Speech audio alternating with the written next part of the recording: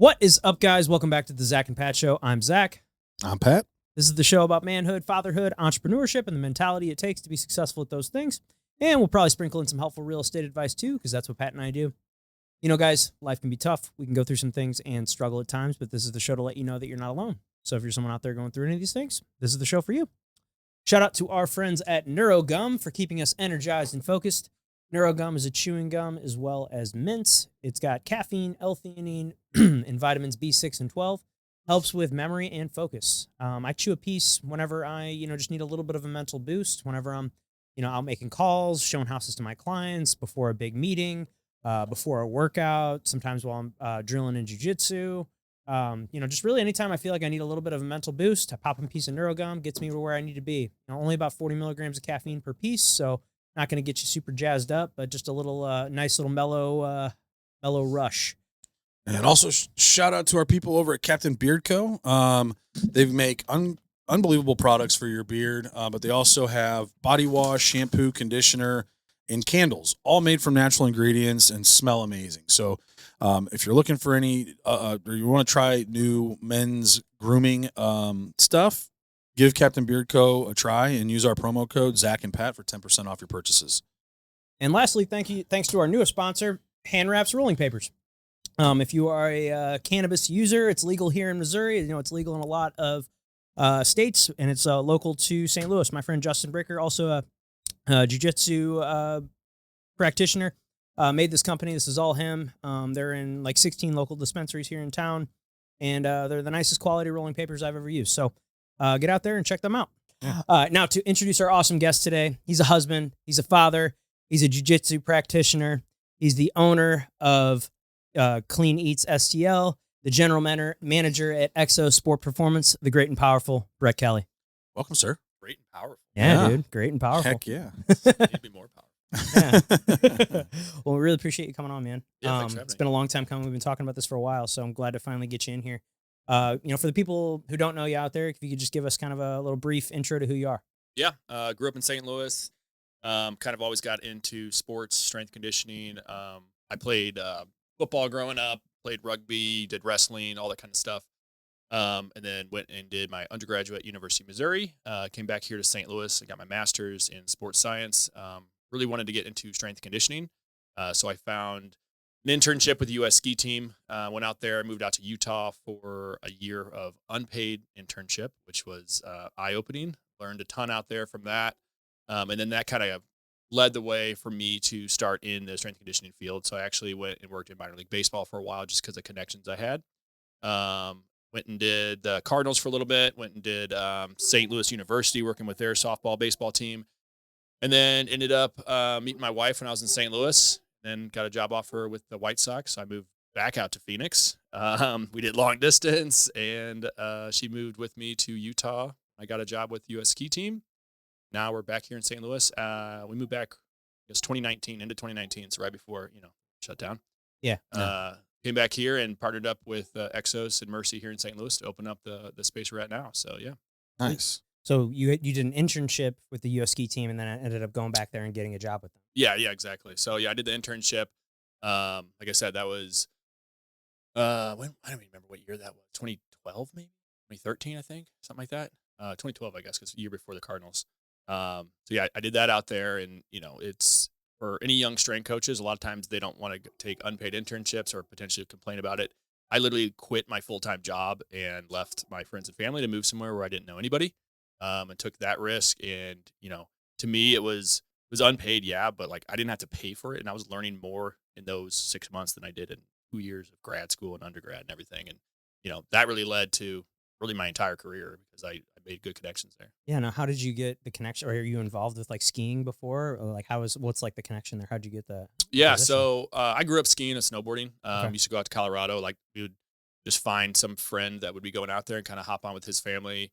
My parents aren't like huge skiers by any means. I kind of found it myself, growing up. And I'd always have the season tickets to Hidden Valley and go do the whole Hidden Valley thing. But that kind of turned into doing like as we say in the ski world, the park rat stuff. So doing like jumps, rails, all that kind of stuff. Because that's all you can do there. Yeah. It's like you're going to go down this run for 2 seconds, or you can just hang out in the park. So that led me to doing like kind of just some competitions here in St. Louis. Nothing obviously big by any means, but enough for me to enjoy the sport and love the sport. I never thought that would overlay into my love for strength and conditioning, really, or even wanting to get into that field. And when I finished my master's, I was looking for a job. I was working at St. Luke's in exercise physiology for cardiac rehab. Not at all what I wanted to do, but paid job. And I just saw an opening for an internship with the ski team, applied for that, actually didn't get it the first time. And then the second go around, I ended up getting it. So I just worked another year and then got it the second go after I got my master's. So, yeah. Yeah, now skiing, you just wouldn't think. Like, strength and conditioning isn't like the first thing that comes to my mind when I think of skiing. Have you ever skied before? Yeah. No, I mean, I've snowboarded a lot. I've actually never skied, but I've snowboarded a lot. Oh, yeah. Skiing, so I used to go all the time when I was little. And that shit's a workout. Oh yeah, for sure. I believe it. Yeah. It's just not something that like you immediately like I wouldn't think of. You think like for strength and conditioning, you think like football, you think like all these like more like power sports, I guess you'd say. I don't know. But no, that's awesome, dude. And then what kind of led you to Exos? So yeah, we wanted to move back to St. Louis, me and my wife, just to get closer to family, to have our kids and everything. And the ski team is great, but it's a not-for-profit, doesn't pay very well. You're traveling a ton, like overseas, gone for months at a time, not conducive for having a family. So I knew that wasn't a long-term thing. It was just like something I wanted to do for at least a cycle, get to go to the Olympics and all that. So I did that, and that cycle was over, and we were kind of just looking for, when we were going to move back, and she got a job offer at Boeing back in St. Louis. So we kind of used that as a catapult to move us back here. I didn't know what I was going to do. I was good friends with one of our physicians with the ski team, who actually had a lot of connections with the NHL world because he does a lot with concussions. And he kind of got me connected with some of the Blues guys, and he was like, "Hey, are there any openings?" Blah blah blah. And that was right when they were opening up Centene Ice Center out here in Maryland Heights, and Mercy was getting a facility in there with sport performance and sports medicine. And that was kind of when that collaboration between Exos and Mercy and Centene all was happening. So my name kind of just got thrown in the hat there. I knew some of the right people who knew the right people. I had experience working with the Cardinals previously, so I knew their head physician, who's Dr. Mahaffey, who runs our department at Mercy as well for sports med. He's our team doctor at Missouri State. Yeah, exactly. Yeah. So yeah, he remembered me as well. And then the Lance, the head strength coach for the Cardinals. Now he was an A-ball strength coach when I was rookie ball there, so we knew each other too. So it goes back to those people building those relationships. Yeah, you never know who you're gonna it's not even like need, but who you're gonna run back into in the future. So I think in the past, just building those relationships has been huge for me. Clearly, dude, it's huge for everybody. And if to look back at anything I've done, like it all stems from some relationship by someone I knew, and it just helps a ton. But one thing I did want to ask is like, so what was it like working with at the Olympics, or like how did that go? Yeah, which Olympics was that?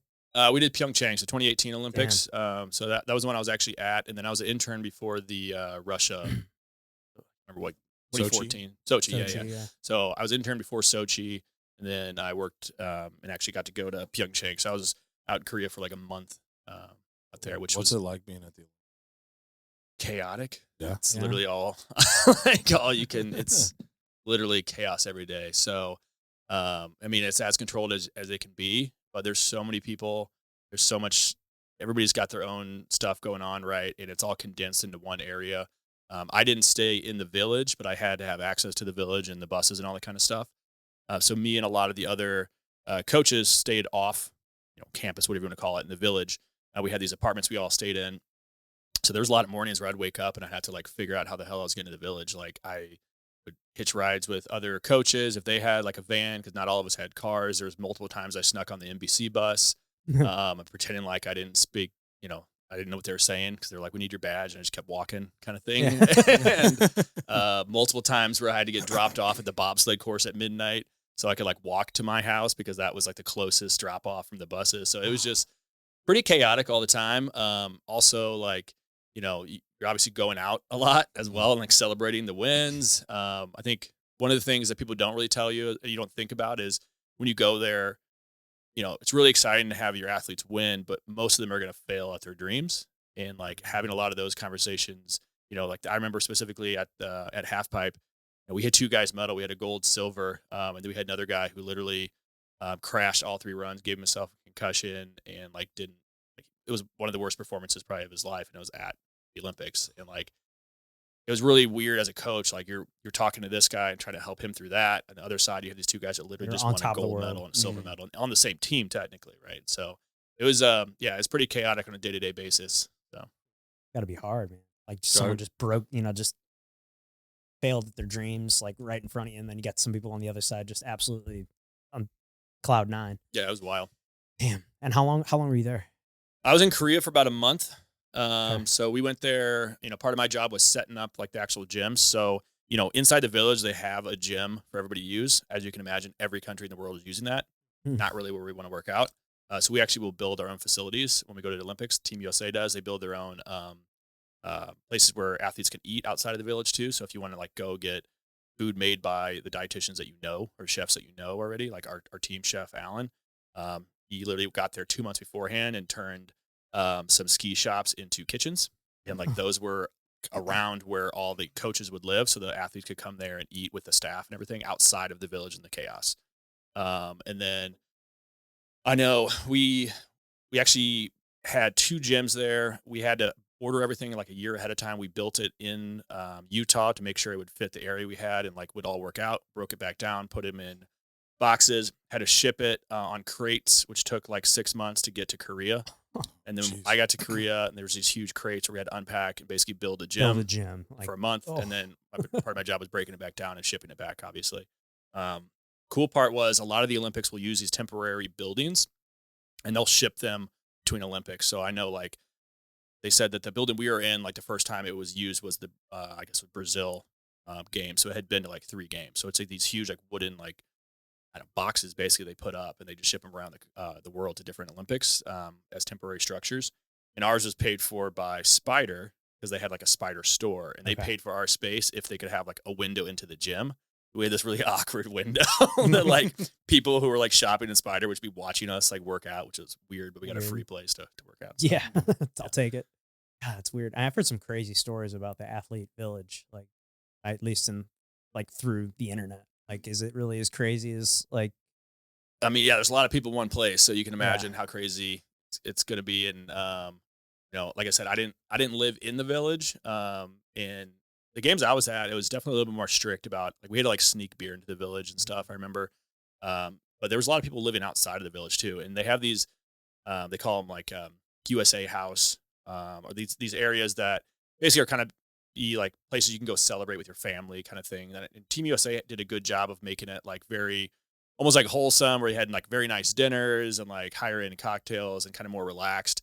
But like we used to go to like Swiss House and Germany House, and it was like, beer steins. Yeah, no, it was like just rage. Yeah, that's like what I've heard. I've heard people Red Bull just... House was what you can imagine. Oh, yeah. So I had some interesting stories after Red Bull House with some of the staff as well. I'm sure. So, but yeah, it's a good time because I mean, again, you go out and like some of your athletes are winning, gold medals and stuff, and like achieving some of their lifetime dreams. Yeah. It's like you're all going to go out afterwards and party, time, man. So. Yeah. Now, as a strength coach, do you guys get any medals or anything like that, or anything like as a hey, we help train these guys to get that? Like, is there anything like that for you guys? No, we don't have any medals. When you get there, you get like all the opening and closing ceremony gear.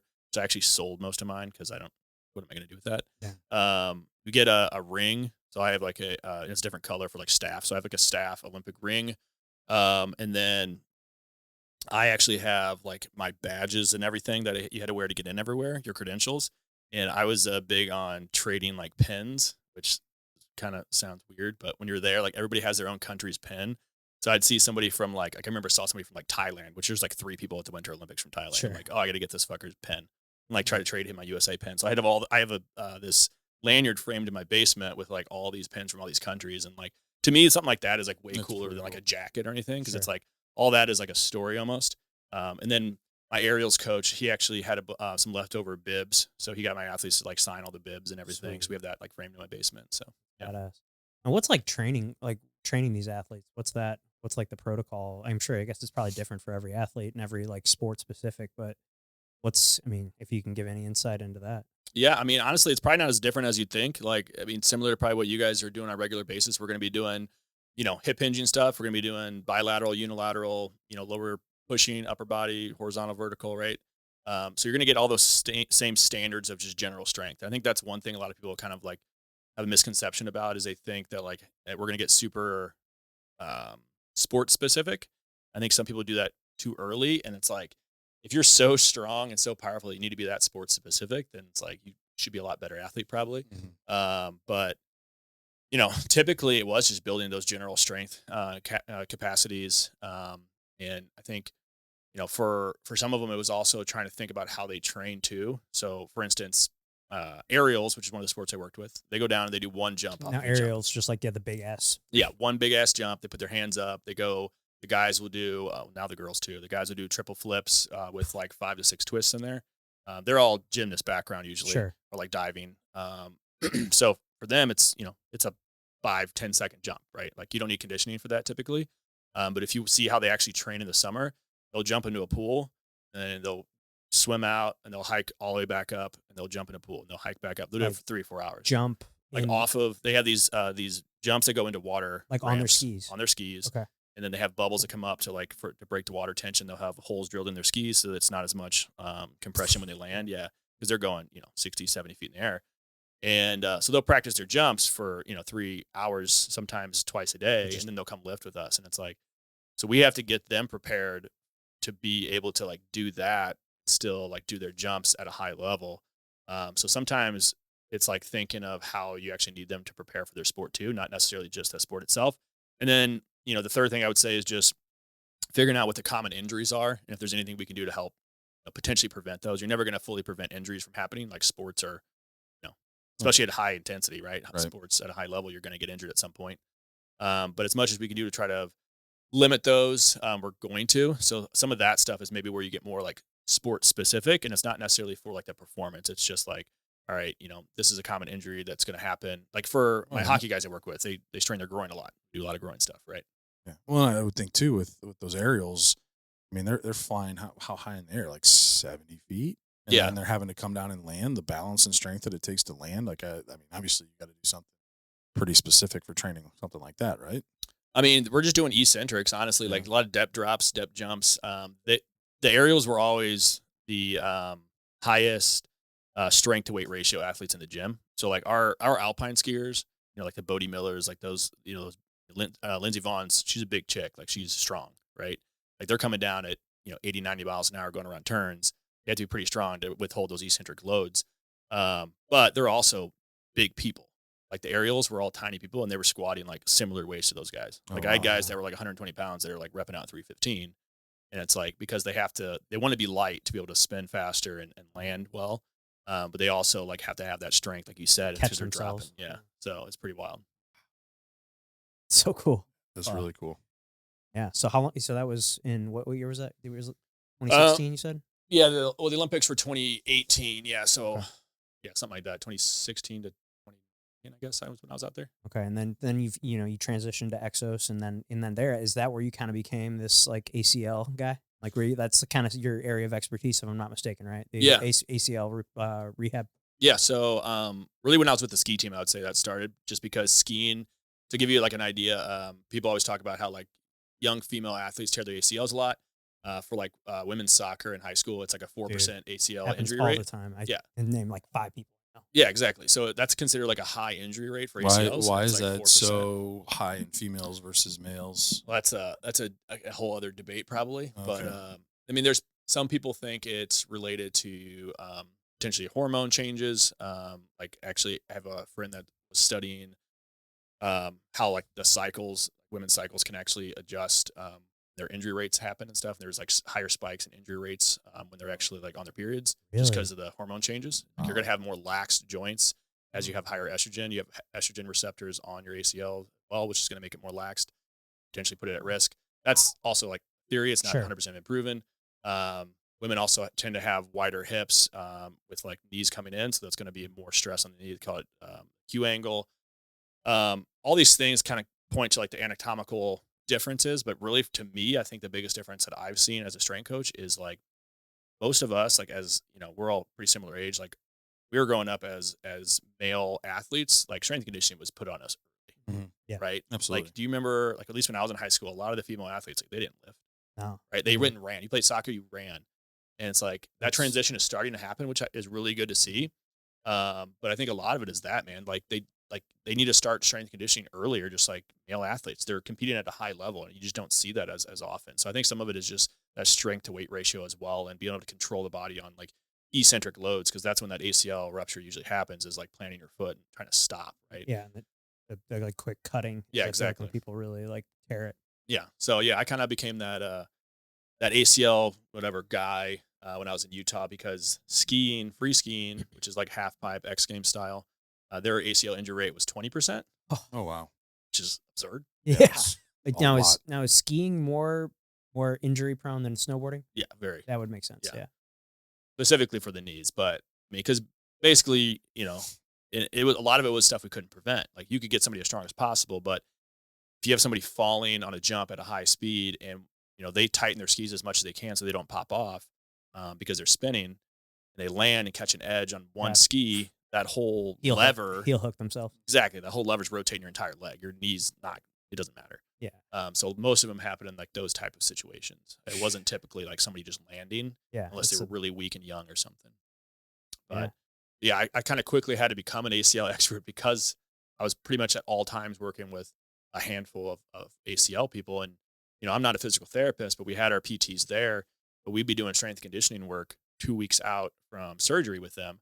And then here in the real world, where people in high school will have injuries, typically they'll go see their ortho, they'll go do physical therapy. Insurance will run out at 5 or 6 months for an ACL. And the insurance is like, okay, you're good to go, because, they can stand up off the fucking toilet and Right. like they can Yeah. walk. They can't get back to skiing down a mountain. Yeah. Or they can't. And insurance get doesn't back care to- about that. Yeah. They don't give a fuck. So, that's really what Mercy was looking for with us, was finding out somebody that they could send people to, either at that mark where insurance runs out or even earlier. So I work with people earlier as well. We just try to bridge that gap from, rehab to performance, actually. And what do you mean earlier? What do you mean? Like, a lot of times some therapists I talk to, they're thinking, hey, once insurance runs out, then you'll go see Bret, versus got it. like, So you'll I can start working with them right 2 weeks out. Okay. Yeah. And I always tell the therapist, if they don't know me, I'm like, I can take that strength conditioning stuff off your plate and you can work on what's next. You don't have to worry about, is this kid doing what he's supposed to at home? You don't have to worry about spending, 15 minutes with him every session, making sure you're getting these squats in and stuff. Like, he's doing that with me. You can work. And then they can also potentially see that therapist less often per week, so they can see them longer. Right. And also speeds up that process. Yeah. I feel like I've gotten into, or I've experienced some physical therapy for the first time in like the last few years when I had my first knee surgery. And I feel like that is one area that the physical therapy, like, it just varies, like, no matter who you go to, it's like, it could be so, like, you could have very, very different experiences depending on who you go to. Like, I went somewhere that was very like, I mean, every time I left there, I was drenched in sweat. Like, it was more like a strength and conditioning style workout. But then I'd be talking to other people that have done things. It's like, oh no, they had me like on a table, and like I'd like just doing like the heel slides and stuff like that. And it's like, I feel like that's not getting you back to where you want to go. I just Yeah. feel like the variance there is so large. Yeah. I mean, I think that's a huge problem in the industry. I would say, and we see that all the time. And I don't need to call out any specific Sure. companies, but like there's a lot of larger companies that do like the private sector thing, and even hospitals, where you come in and like, if my mom's getting therapy, that's different. She's going to come in and get heat put on, get some mobility, whatever. But like somebody that's not even like in a sport, but just Young and trying to younger be- person, or they're yeah. like, even if they're in their 50s and they just like to go like hiking and stuff, right? Like, that person should be doing strength training. For sure. And I think part of that is that hasn't been taught a ton in physical therapy schools. It's definitely changing, which is awesome to see. And a lot of the therapists are wanting to know that now, especially the younger ones. But you do see a lot of like therapists that will just do like the mini bands. They'll just Yeah. do whatever, and that's pretty much it.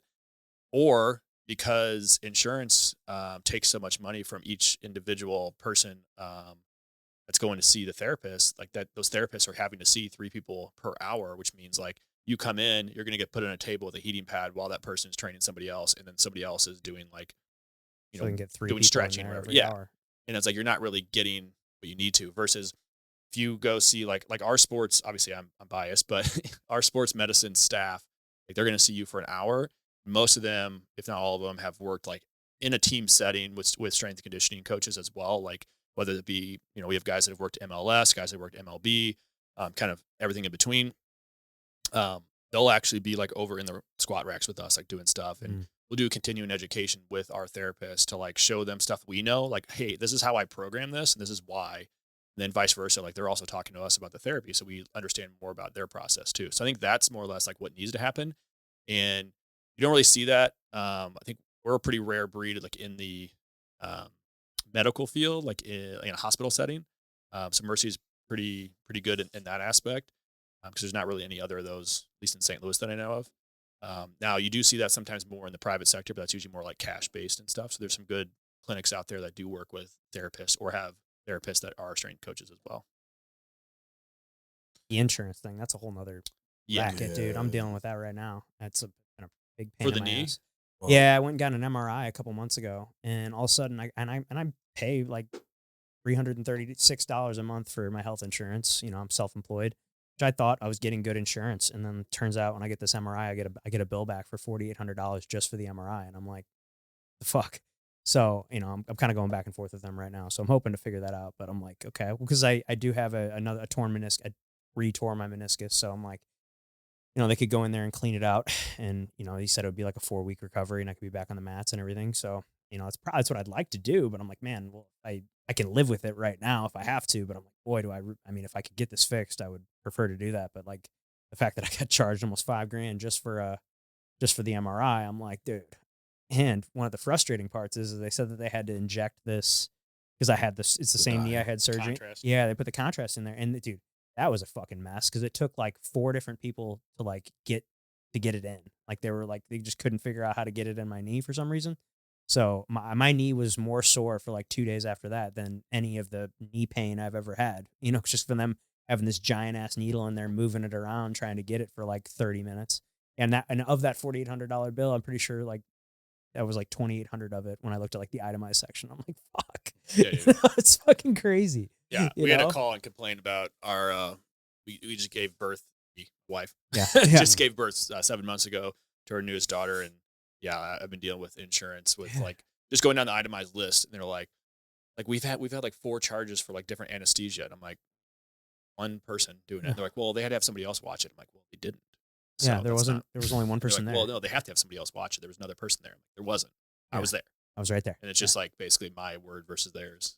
Yeah, a lot of that kind of shit. Dude, insurance is just such a mess, man. It's a scam. It is. I just been going to Dr. Bret for Cairo and was doing some PT with him as well. And then they're like, oh yeah, by the way, we got to, insurance only covered $5 was what they covered. It was $5 for mine. Insurance covered overall. $300 of that, and that so the bill really was $5,100, and they covered $300 of it. Nice, man. We got some coverage got there. some coverage. Yeah, like that's 1 month of payment. For yeah, it, right? like fuck, dude. Should get into the insurance business, guys. Dude. Yeah, I mean, we really should. Yeah. Speaking of, you do have another business venture as well. You're an owner of Clean Eatz. Yep. How did that come about? So yeah, going back to my baseball days when I was a strength coach for the White Sox, all 3 seasons I was there, I actually had a catcher on my team, Casey Schroeder. He was a younger prospect, and then I think my last year there, he was like our bullpen catcher and kind of saw the writing on the wall, right? So he just lifted with me like every day, and we became pretty good friends. And he was the type of guy that was always in the weight room, like asking questions about strength and conditioning. So we got pretty close from that. Stayed in touch after I left and after he retired. And he was smart enough to actually like leave before he had lost all of his money. He kind of saw he wasn't going to make it. So he took a signing bonus, and he was actually one of the first franchisees of Clean Eatz up in Columbus. So background about Clean Eatz: franchise started in Edwardsville. Donnie and Yvonne started it. They're born and raised Edwardsville. Then they moved out to Wilmington, opened one out there. Their friend kept running the one in Edwardsville, and they were just like thinking that they were going to have a couple cafes, and they eventually had 10 of them. And then they got approached by somebody to franchise, and they were like, all right, let's look into that. And they did. Casey was one of the first ones in Ohio. He now owns 5 up there because he's crazy. And he reached out to me. I think we were just shooting the shit one night during COVID. The gyms were shut down. I didn't really know what my future was going to be in the gym industry. Like nobody knew, right? Yeah. And he was talking about how in the thick of COVID, he was at 80% of his standard revenue because like all those meals are What people would takeout own, yeah. meals. People are just coming anyway, and that was still open. So the fact that it was like COVID proof, I guess, as much COVID proof as you can be, was very enticing to me as well. So I talked to a close buddy of mine, Zach Niels, who is a merger and acquisitions lawyer. And we had talked about always working together in some capacity, and kind of were able to talk with Casey. And he, if anybody's ever looked into a franchise, it can be scary because they give you general numbers, right? And it's like, you don't really know what you're going to make. And you're giving them like 50 grand to get started basically. And then you have to like figure all this stuff out. But with Casey, he was like, opened up his books and he was basically like, this is how much it cost me to get started. This is how much money I made the first year. This is where I was for X, Y, and Z. Obviously that changes a little bit after COVID, but even with the profit margins changing a little bit, we're still looking at our profitable margin. So it made sense business wise. And the next step for me was like, I'm going to go and actually like try these meals to make sure it's something I actually would like. So I went out to Edwardsville and got some meals from Sarah out there, and I literally was going out there every week after that until we like fully got involved and signed on. So it was pretty crazy. Found some we got an SBA loan, and then Casey actually gave us some money to get going as well. So he's a minority partner as well, and he kind of just gave us a lot of things we could do just to kind of hit the ground running. So stuff that he's ran into in the past, and we didn't have to like have those same issues right away. So it was nice. Yeah, dude, that's amazing. Awesome. So that opened in 2022. Yep, May 2022. Okay. So yeah, this May will be 3 years, which is wild. Sweet, It's crazy. Yeah. Awesome. Yeah. What's been the hardest part of owning a restaurant? I think just dealing with the people, and by that I mean the staff. Honestly, going into it, I probably thought it was going to be dealing with like customers, but most customers are great. Like you're always going to have people that complain about one thing. Yeah, like people are complain about certain things here and there, and I mean, there's definitely valid complaints too, and like stuff happens. I totally understand that, but most people are. I always think like most people are good people, and I think we have a good product, so we've never really had any issues with that. But it's just staffing. I think a lot of that is like, when you are bringing on a lot of like part-time workers and stuff, they're never going to care as much as you care, and I totally understand that. Even your management is never going to care as much as you care because you own the freaking business. But it's like, yeah, that's always been the biggest issue. There's always at least one person I have an issue with at all times, it seems like. Yeah. I've had to go through a handful of GMs, which at one point, again, like you look back on yourself and you're like, is this a problem is it my problem? Am I interviewing the wrong people? Am I like setting them up for failure? My system's not right. Exactly. It's like all these things are like, man, what am I doing wrong? Because I like I said, we talked before the show, I spent 10 years in the restaurant industry, and like can definitely, I know some of those pains for sure. Like it's But I ended up talking to a lot of the other franchisees, and most of them had the same issues. So that almost like made it feel better to me that it wasn't like, all right, it's not something that I'm potentially doing. Me. But it kind of went through a lot of those hardships, and got to the point now where we have awesome staff, and kind of had to find those people that are gonna naturally work hard, and then you reward them. And like if I find a good person, like I'm gonna overpay them to keep them, right? For sure. So that's kind of what we've done. It's just taken us longer than I think I originally planned, but we're in a good spot. You think you guys will open up any more locations, or? I mean, that was the original plan. The cost of everything has pretty much doubled, so that makes it a little bit more challenging. Part of that is just the general economy right now. When we got started, it like construction hadn't skyrocketed yet. We did a lot of the stuff ourselves. It was a second generation restaurant. So what was it before over there? It was an old Chinese restaurant. That's right. That was, it was interesting. Like, dude, oh my God. Bro, that's another thing we have in common. The last restaurant I did, we did a 9-month rehab on it, and it was an old Chinese restaurant. Yeah. Makes you never want to eat a Chinese restaurant. No, man. It was, I saw some shit, dude. I seen some shit. Seen some shit. Like, dude, I remember we pulled this stove off the wall, and there was like 5 mouse or rats or mice like petrified in grease. Dude, the same thing. So the reason we got it was because there was a hood in there. It was a pretty new hood. It had a walk-in freezer and fridge, and the walls, they were gutted, but the walls of the walk-in freezer and fridge were there. That really didn't save us money, but at that time, because of COVID, it was going to take a year for that to get to ship to us. So we were like, we need to find a place that already fucking has one. Yes. And like we can refurbish it if we need Sure. to, which we did a little bit. We put new units in and everything, but like the hood was brand new. Basically, we went in there and like there's a wall underneath the hood, like a steel wall, so we had to remove that, and that's where it was just like petrified, like rat Grease. bones, and you're Yes. like, what the fuck, Dude? What is this? Yeah, we ripped everything out of that place. Yes. And then they were supposed to jet the pipes. This is a good story about owning a restaurant. Yeah. They were supposed to jet the pipes, like cleared everything, because there's probably a lot of grease in there from Sure. our Chinese restaurant. Mhm. We don't have like any grease. Like I was we gonna say use with bison. We don't have grease traps. We don't have any of that shit.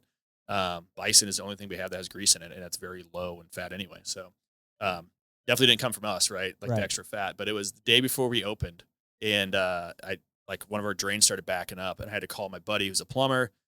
His dad came out there the next morning. It's like 7 a.m. and raining the day before we opened our restaurant for the first time. And he just had knee surgery. Somebody had paved over like the hole where you can actually like jet the pipes from the back.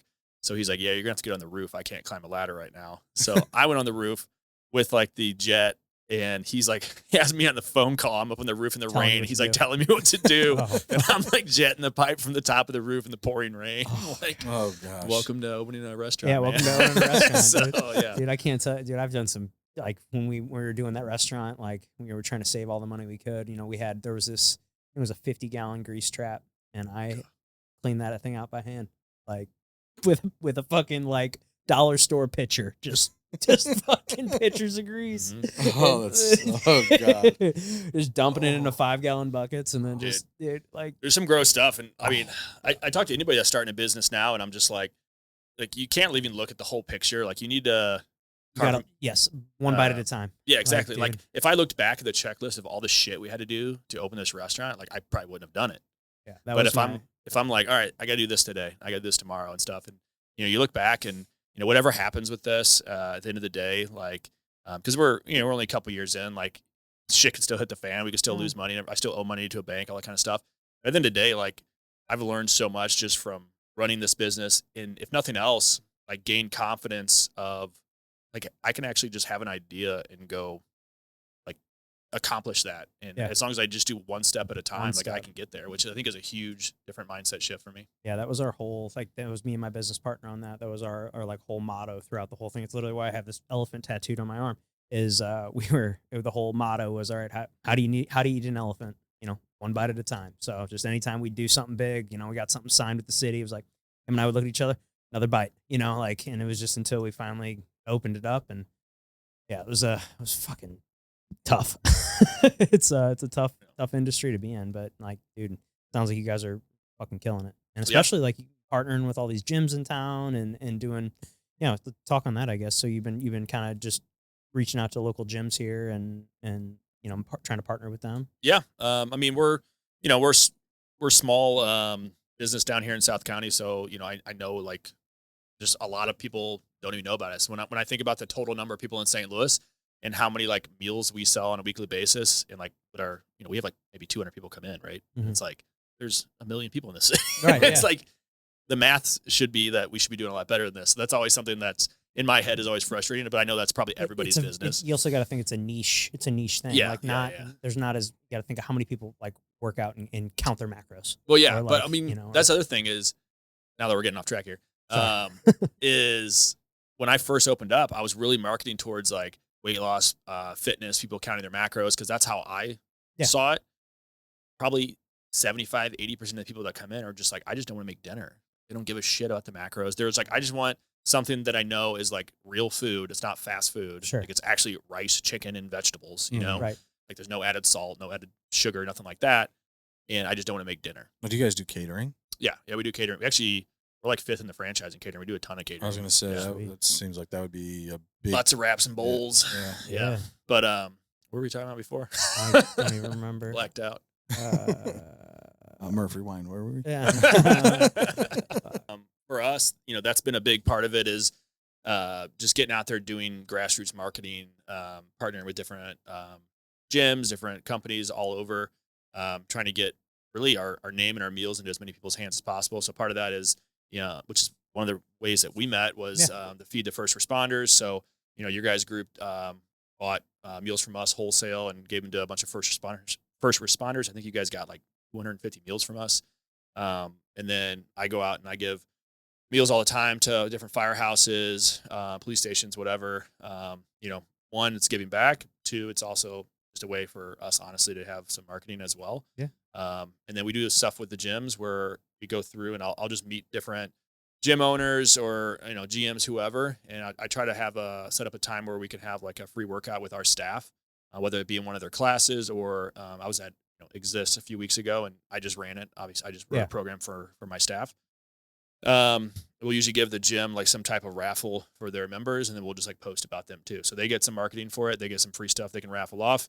My employees will get a free workout at different gyms. I get to go work out, and we're just spread the word. We have to bring a friend this weekend. Yeah. Yeah. We do. That'd be a good day to go. Yeah, if you guys want to come. They're always inviting or telling us to bring people, especially to our Saturdays, just because it's a good, easy intro workout into the CrossFit world. And yeah, I mean, I think me and Gina are going on Saturday. Right. Yeah. So if you guys want to go, yeah, for sure. and bring some of your employees as well. Yeah, it's fun. So yeah, it's a good time. One of partner. It's a partner workout. So okay. Yeah. I mean, I'm sure you've done CrossFit similar stuff before. Something like that. Yeah. Something. You've worked out. I've worked out. You've worked out before. So how'd you get into jiu-jitsu, man? So like I said, I had background in wrestling growing up. Okay. Where'd you go to high school? Parkway South. Okay. And I did wrestling, I think it was like 6th grade. Okay. Through. Actually, I stopped my junior year, which I was halfway decent. Like I had most pins and most wins like freshman year and all this kind of stuff. And then I was trying to get bigger for football, which is my main sport. And my coaches kept on being like, I remember going into my sophomore year, they're like, all right, well, we won't make you cut weight and we'll like lift more in season. And we didn't. So the next year I was like, I'm not coming back because like I wanted to try to play football in college, which ended up not working out. I ended What weight class were you? I did, 171 freshman year, and then 189 and 215, which is much where I'm at now. Yeah. So I did that. So I grew up always, being halfway decent at wrestling and enjoyed doing it.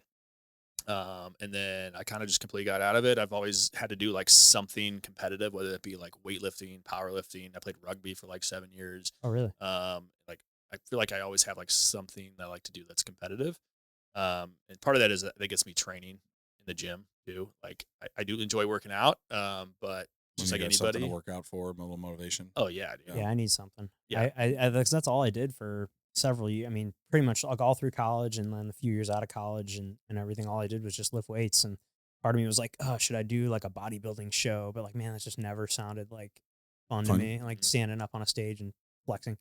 I mean, no shade to any of those guys that do that because it's fucking super impressive and like the shape that they get in is crazy. But like, I don't know. I wanted something more like to do, No, I totally agree.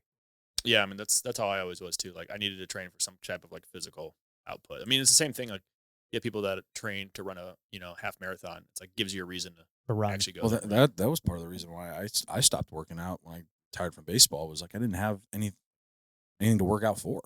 I went 7 years. Dude. Yeah. And then that's wild. Yeah.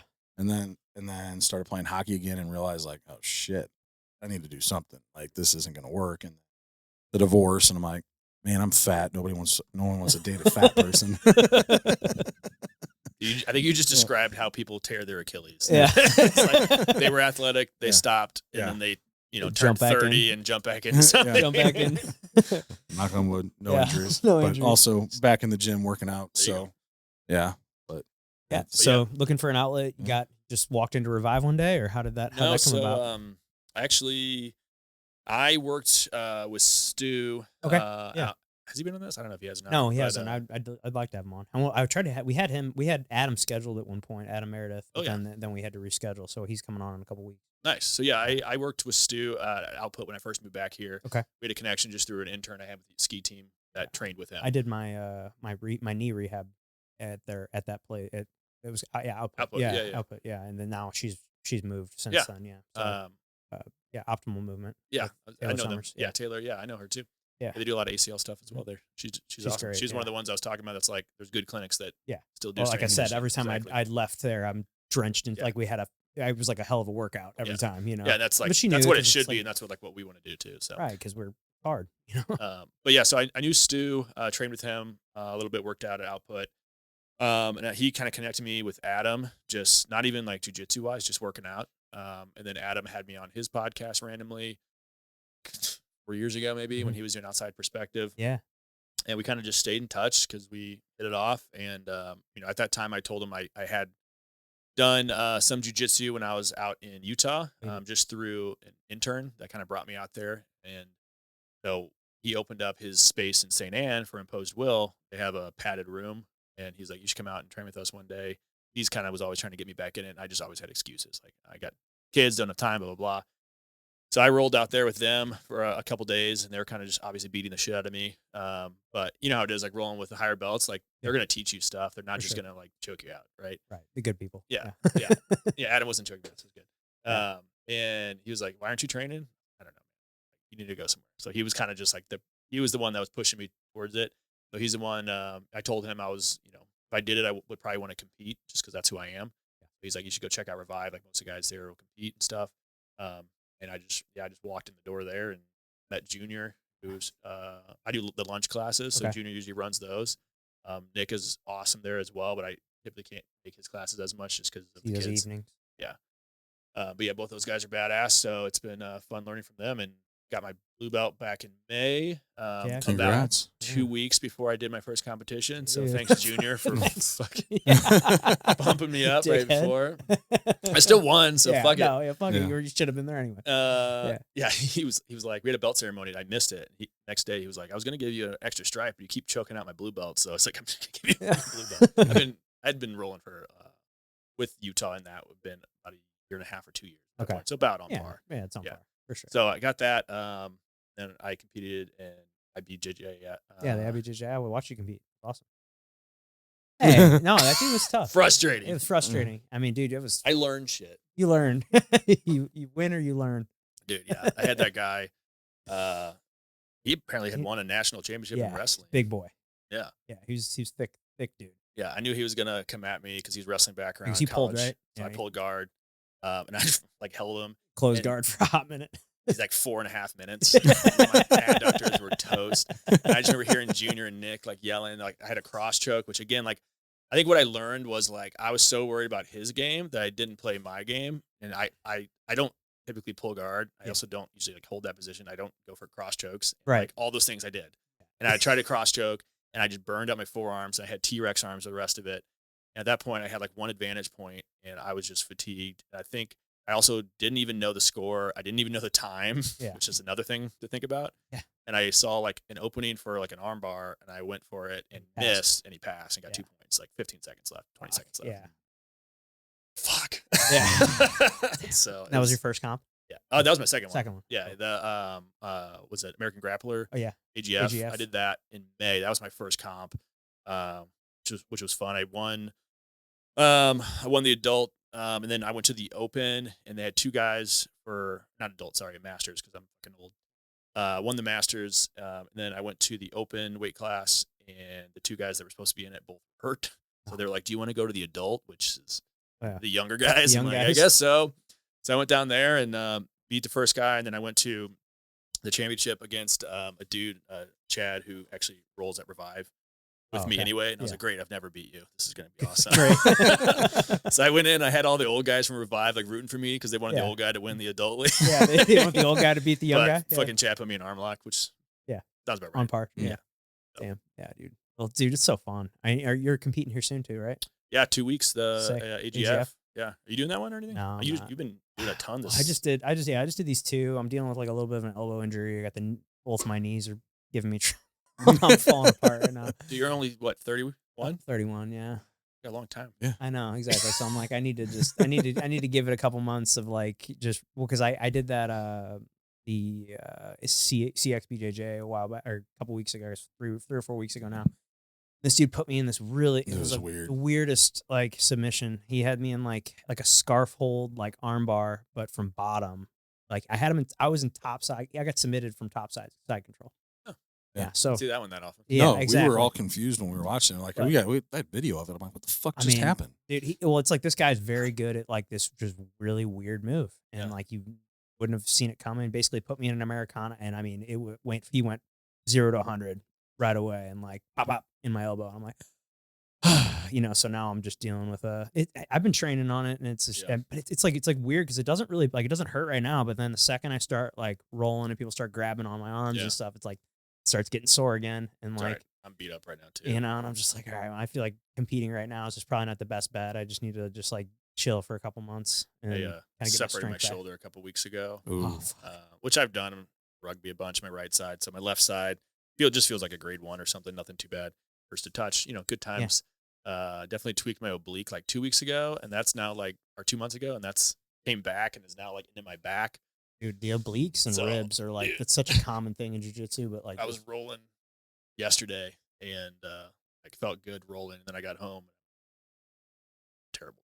Yeah. So I'm try to hit it hard this week, and the next week go mellow, and then kind of try to kind of a deload heal up week. a little bit before the tournament. So yeah, dude, I think it's crazy because like it always is, at least for me, whenever like if I hurt something or something happens like in training, like, oh, that wasn't that bad, but then I wake up the next day and I'm like, oh fuck, what did I do? Or I like get out of bed and I forget that I hurt like somebody had me in an ankle lock and I didn't I didn't tap right away and I probably should have tapped sooner, but then it's fine, and then it's fine that night because until you like cool down and you're like, oh fuck, what did I do? Like, that God. only gets worse, dude. I'm 36. But and Pat, you're starting to do jiu-jitsu too, right? Started it this summer, and then hockey started back up, so I put it on pause. I miss it, and I want to get back into it. It's just with hockey's always been a love of mine. Yeah. So that was like one of the first things I did. I shouldn't say the first thing, but like one of the first activities I got in after retiring from baseball. It took me a couple years. I would skate here and there every once in a while, but really picked it back up in 2021. And since then, I've been playing on 2 teams ever since, and that's twice a week. And then mix in the divorce and then the kids' schedule, it just makes it tough. Yeah, getting out there and trying Going to CrossFit, too. Yeah, CrossFit 3 times a week, hockey twice a week, coach a baseball team, 2 kids. So it's just like, where do I fit jiu-jitsu in? Yeah. So, I don't know. Like I said, it's. I've always, like I said, my love for hockey's always been there, and I've always when you asked me when I was a little kid, what do you want to be when you grow up? I'm like NHL hockey player. Like that was my thing, and just happened to be good at baseball. And so so I when I had the opportunity to jump back in, I went all in, and that's like it's tough for me to give that up, and it's a hell of a workout. Oh, I don't know yeah. if you guys have ever played hockey before, but like you guys talk about being sore after that, like the next day, like my body is, and that's even with training and all the stuff that I'm doing with CrossFit and all that. But like I'll still wake up the next day and my body's just fucking hurting, all like head to toe, like everything's sore just because it's a total body workout and constantly stopping and starting, and you're just on a dead sprint for, in men's league, it's not, you're not taking short shifts. Like you're out there sometimes shit, you don't even have a full team, and you're out there, you got 7 guys, so you're on the ice for the majority of the time. And it's just a hell of a workout. So it's kind of taken away from any ability to get back into jiu-jitsu. And the season ends in March, and maybe that's what my routine will be. We'll go April through September for jiu-jitsu, and then hockey October through that. I'm not gonna progress as fast as most, but hey, at least it's still doing something. So I go and I don't feel like I progress. So Yeah. it's fine. Me too. I'll be like, that's fuck, dude. Because there's some days you just go in there and you just get your fucking ass kicked. Well, shit, that's all My I God, did I for the suck. first 3 months that I was there, was just go in Yeah. and get my ass kicked. And Oh, that was, when you begin, right, that's well, it's just normal. And I was like, man, this is fucking great. But yeah, it was nice. Like, just because of the schedule change, and like, so when I started, baseball was just ramping up. So like I had tournaments and games and all that stuff going on. And so I was I couldn't make the nighttime classes, which is when was it basics or fun basics? basics. Was. And so I did like 2 or 3 basics classes, and the next thing you know, like I couldn't do anything. They're like, oh, just come to fundamentals.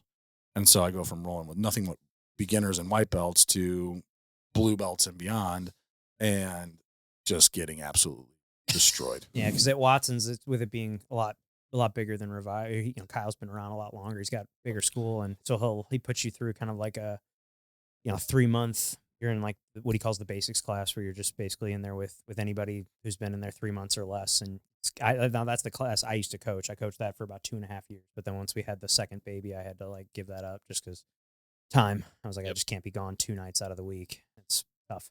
Can't leave her to just do that all alone. So Man. yeah. That's why I do the lunch classes. Yeah, that's They're what I do perfect. now. They're so I do. good. Yeah, we've got 10 a.m. classes with an 11 a.m. open mat right afterwards. Monday, Wednesday, Come join one Friday. of those one day. Yeah, Fun. dude. 'Cause that's what those are Mondays and Fridays. That's when I go because Wednesdays we're here, obviously. So, oh yeah. So what's your like weekly schedule like? Is this something I'm always curious about, and something I personally am like always in like a dilemma with is like splitting up my like strength and conditioning with my jujitsu.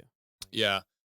I mean, I try to like at minimum get 3 lifts in a week. So I mean, Okay. that's the thing we were talking about beginning with like the time. Like when I was first talking with Adam, like I don't have time for this. It's like, dude, you lift 6 days a week. Right. Maybe like I wasn't lifting for any reason, so I was like, okay, I could just lift less and go Yes. to jujitsu, and that started. You know how it is. It's like, all right, I'll go jujitsu once a week. Okay, well, I'm gonna go jujitsu twice a week. Actually, I'm gonna go jujitsu 3 times a week. Yeah. So now it's pretty much like a 3-3 split. That's kind of where Usually, I'm at. Yeah. you know, if I'm feeling good, which I'm not right now, but if my body's feeling good, there's, you know, I'll try to get like a lift in on one of the days when I actually well. So there's a couple guys at Revive on like a Tuesday or Thursday, usually in the afternoon. On Tuesdays and Thursdays, I don't have a ton going on like at work, like meeting wise, so I can kind of fit stuff in. So I'll go in, and if I'm feeling good, I'm like, hey, somebody want to come lift, and I'll have some of those guys come back to send team with me, and we'll just get like a little group lift in. Sweet.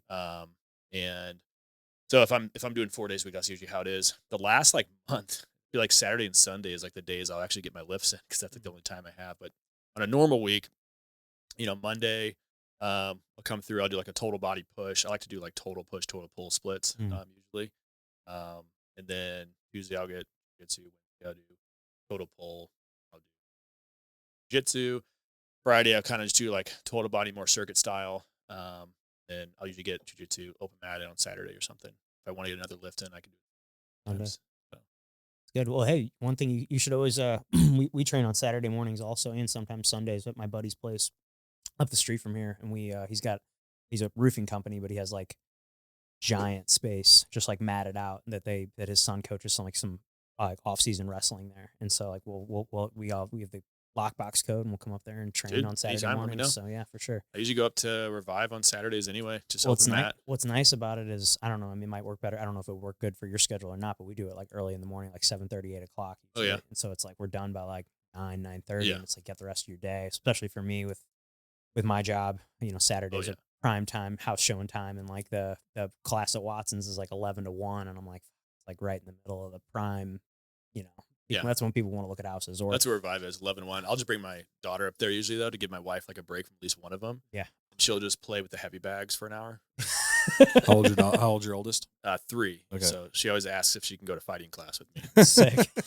So- Fighting class. Yeah. Yeah, my son, it's like his new thing is he's dude, running into, well, he's always wanting to wrestle and wanting to fight. Neon belly. He always runs up and like puts his like jumps on my stomach. Neon belly, or like, I'm gonna put you in my guard. It's like his new thing he says, and like it's so funny. But like, dude, the other night at soccer, we just started him back again at the Kickaroos, and him and this other kid were wrestling, and he fucking bit a kid. Oh god, dude. And it's like, talk about like embarrassing, and like, but like Gina's out on the field with him because I'm with the youngest on the sidelines because he's like a total mama's boy. He wants mom over me all the time, and so Gina's out there with him, and they're, you know, the kid bites the kid, and they bring the kid off, and you know, Gina was like, "Oh, I don't think they seem that upset." I go, "Oh no, I was sitting right there. They were not happy. You know, like, of course they're gonna be nice to you, like right in front of your face, but then when you know, it was just like, oh shit, Jesus. yeah. So that's fun. Yeah. Yeah. It's fun though, because Connor while I was doing jiu-jitsu was getting into it, and I would show him stuff just to kind of practice on my own, and like obviously they always say the best way to learn is to teach, and so I would kind of show him some moves, and then I got a text message from my ex-wife a couple weeks ago. So yeah, those jiu-jitsu moves that you were showing Connor, he just choked out our neighbor. So it works. Sorry, Yeah, it so works. it's- It works. so- Yeah. I was like, "Is the neighbor kid okay?" He's like, "Oh yeah, he's fine." I was like, "Well, that's awesome. Good for Yeah, Connor." good for Connor. Yeah. What kind of choke? Was it rear naked? Yeah. Or- Yeah. How was his technique? My nephew is he's going to turn 8 this week actually. He started doing jujitsu. His dad did Sweet. it on and off, white belt.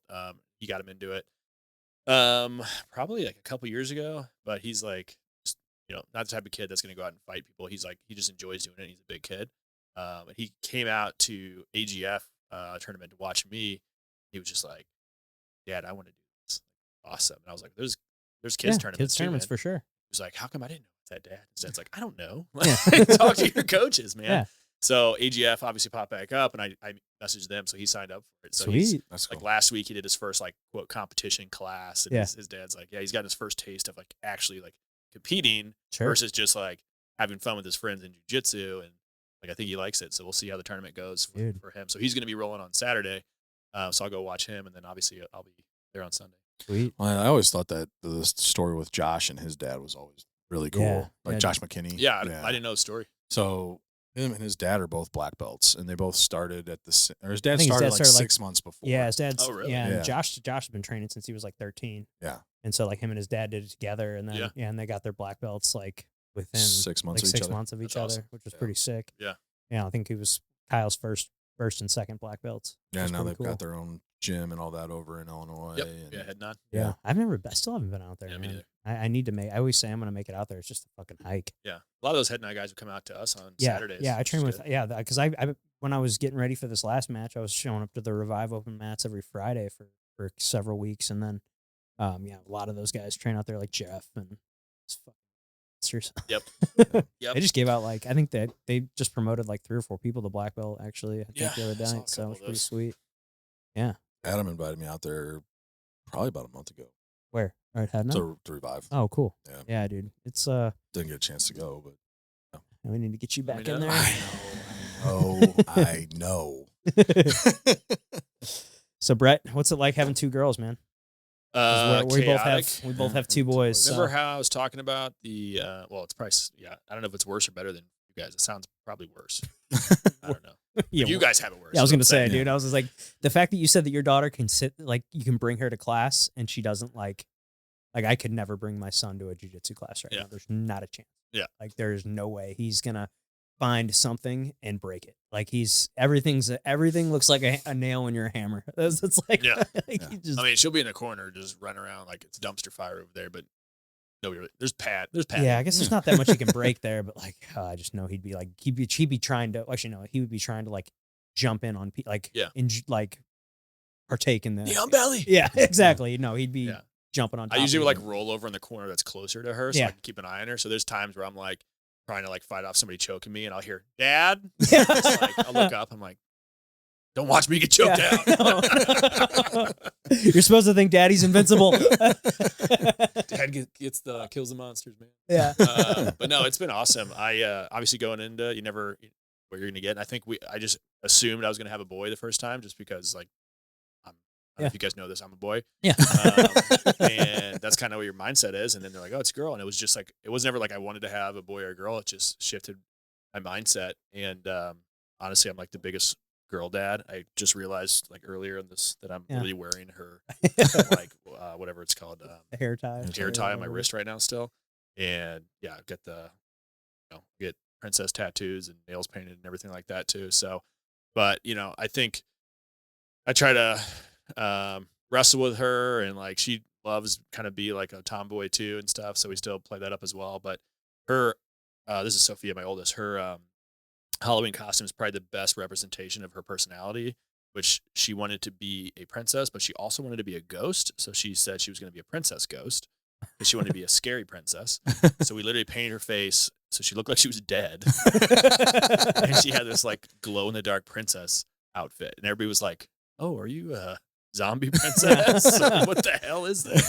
It's just 3-year-old. I'm like, that's pretty much her. She wants to like wear pink and then go fucking jump off a deck or something. Yeah. So it's a good combination of me and my wife, honestly. But That's awesome. yeah, obviously I love being a girl dad, having her and everything. And then Blair is our youngest, who's 7 months, and she's kind of, as you guys know, like that age, just starting to get to the age where she's smiling and crawling and starting to be a little person. So that's been really exciting to see. And just watching how much like her older sister like loves her, and it's really cool. And I mean, this weekend I was single dad. This weekend my wife was out of town, so I was looking over, and Sophie's just dragging Blair like by her leg, like across like the hardwood. I'm like, oh Jesus Christ! Dude. Yeah, I come out there the other day and he's just laying, like, we have, I got like the little swing that goes back and forth. Calvin's like laying on top of him while he's in the swing. I'm like, dude, like, what are you doing? Safe. Yeah, I'm glad it happened the way it happened with the boys and how close they are in age, because I mean, Connor was still real little when Oliver was born, and then I mean, there wasn't really a big like noticeable gap until really Connor was like a 3 and Oliver was still 1.5. But then like now, like you can't really tell a difference. Like you would think I mean, obviously Connor is much taller than Oliver, but Oliver is built like me, much thicker and stronger than Connor.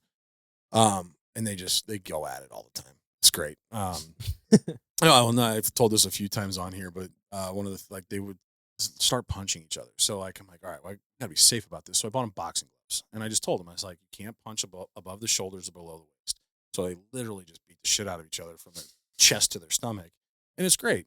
Connor will come out with a bat out of hell, throwing all a bunch of punches, and Oliver duck and take it. Oliver will just get one solid punch in and drop Connor, and was like, yeah. Parenting at its finest right there. Yeah. But no, it's fun. I mean, it's a lot of fun having boys. I mean, same taking them to baseball practice and all that shit. Like, it's tough because, like, I'll be sitting there with my team, and the next thing you know, I hear a crash, and I'm like, what the fuck did they just do?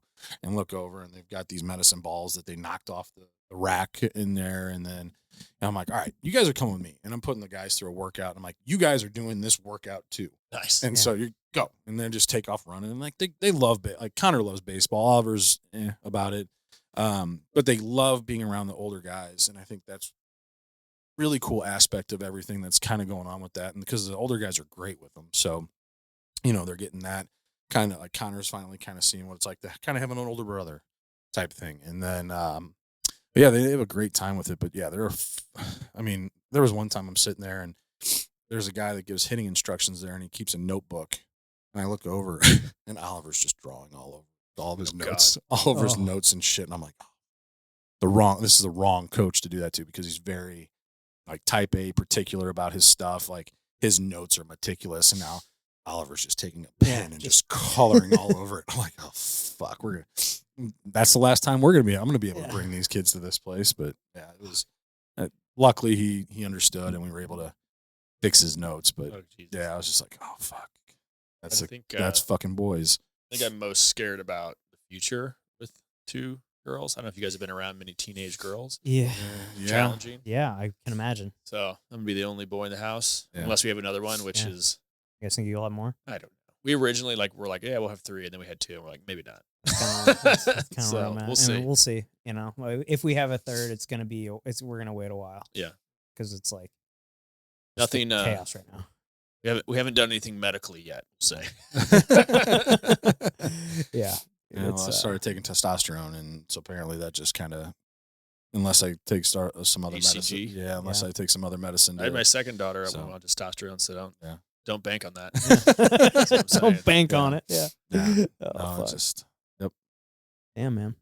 Well, is there anything else we didn't cover? Okay. Anything else you wanted to plug? No, it's always just fun doing podcasts and actually sitting down and talking with people for an extended period of time versus just like 5-minute conversations. Fuck yeah, dude. We talk about that a lot with just like shutting down the phones and no distractions, no nothing. And, nice. Talk to somebody. But we always like to end it with one last thing. We call it the tombstone game. So here lies Bret. What's it say on your tombstone? Jesus. What I hope it says. What do you want it to say? Yeah, exactly. I don't know what I wanted to say. Something about, I don't know, being a good husband and father. I think that's like my biggest thing. I enjoy obviously the business side of the business world and obviously strength and conditioning and growing that as much as I can. But at the end of the day, like I do all that so I can spend time with my wife and kids and provide them with like positive life. And I just enjoy my family time more than anything. So awesome. Yeah, perfect. All right, guys. Well, thank you so much for tuning into the show. Make sure if you haven't clicked that subscribe button, please click that subscribe button. Comment what you guys thought below, hit that like button, and we will see you next time.